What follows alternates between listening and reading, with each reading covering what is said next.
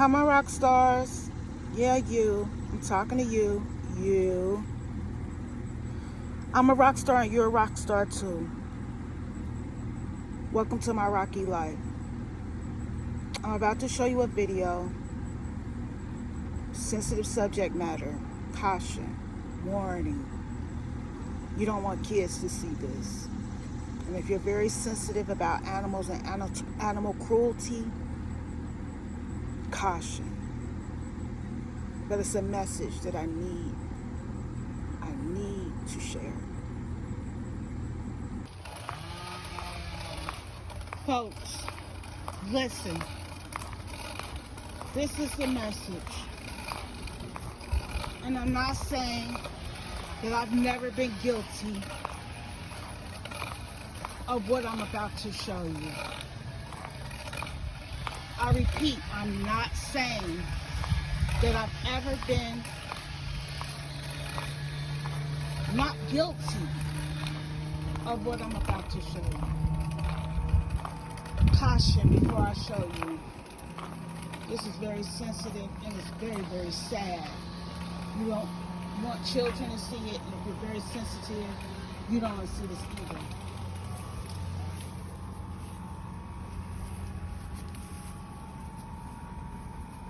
It's dead. What that is from is animal neglect. Animal neglect.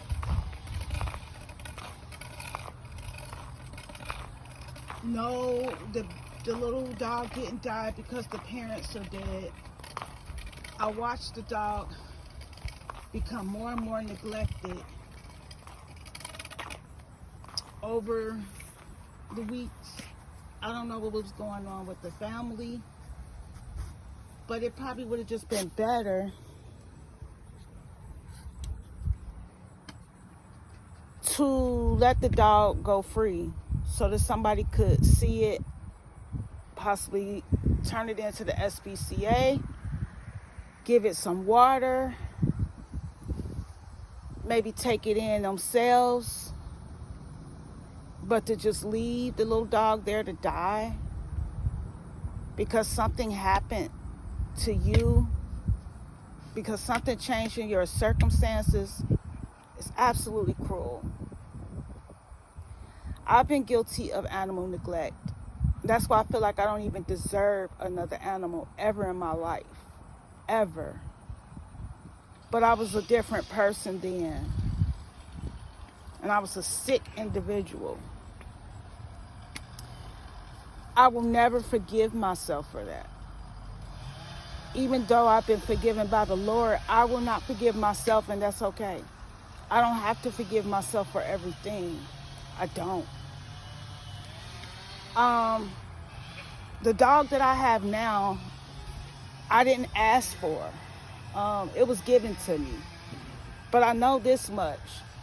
If there comes a time that I get overwhelmed by the animal or something changes, I'm not just going to set it free in a field somewhere. I'm not just going to leave it somewhere where it can't get out and fend for itself.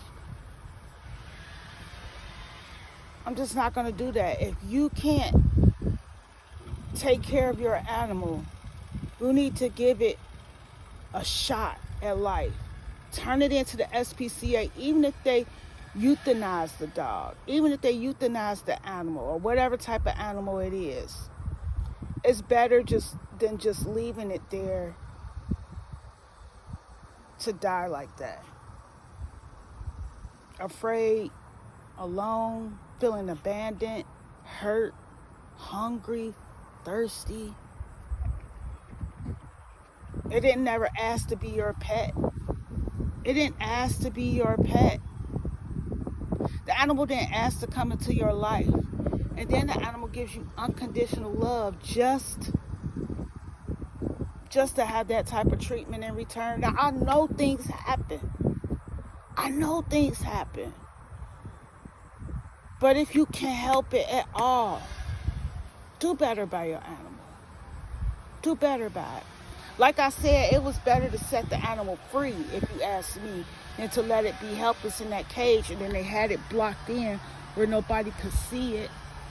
it's been, like I said, I've been watching this get worse and worse over the last month. First, the dog used to be in the house. Then the dog started being outside of the house. Like, it was no longer really allowed to, it seemed like it wasn't allowed to be in the house or want to in the house. So sometimes it would be in the house, but most times it would be in that cage down there with a little bit of water and a little bit of food. Then the dog just started getting less water and less food and being outside in that cage more and more. The dog used to be spunky. It used to bark. It used to make noise. It just started getting more quiet, like it was sad, like it was depressed. And now that's the final outcome.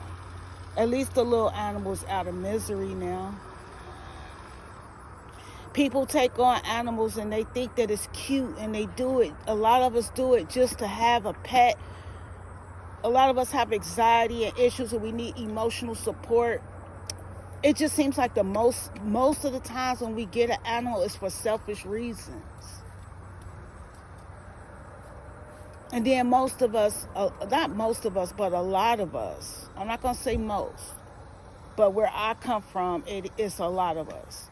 And where I say where I come from, I'm just going to say it, Black, impoverished communities, where there are African Americans and where there's poverty. And we get these animals either for our kids are begging us for it, or we just want an animal like because they're cute. And then we realize, like, if we've never had an animal and this is our first time, we realize that it's almost like having a kid. It's more responsibility than we could have ever imagined. It's more challenges than we could have imagined. And because these animals that we take on are not actually human beings or kids, we treat them inhumanely. And I just want to put this message out there. And I'm not here to point the finger at anybody or dog anybody or put them down. I'm not here to condemn. I come in the name of Christ. I come in the name of Christ, and Christ does not come to condemn. I come to put a message out there.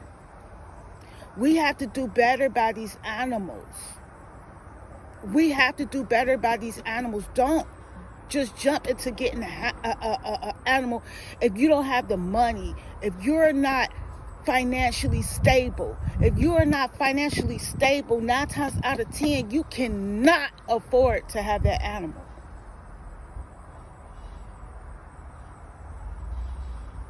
So don't get it. Just don't. Do the dog a favor, do the cat a favor, do the animal a favor, and leave it where it is.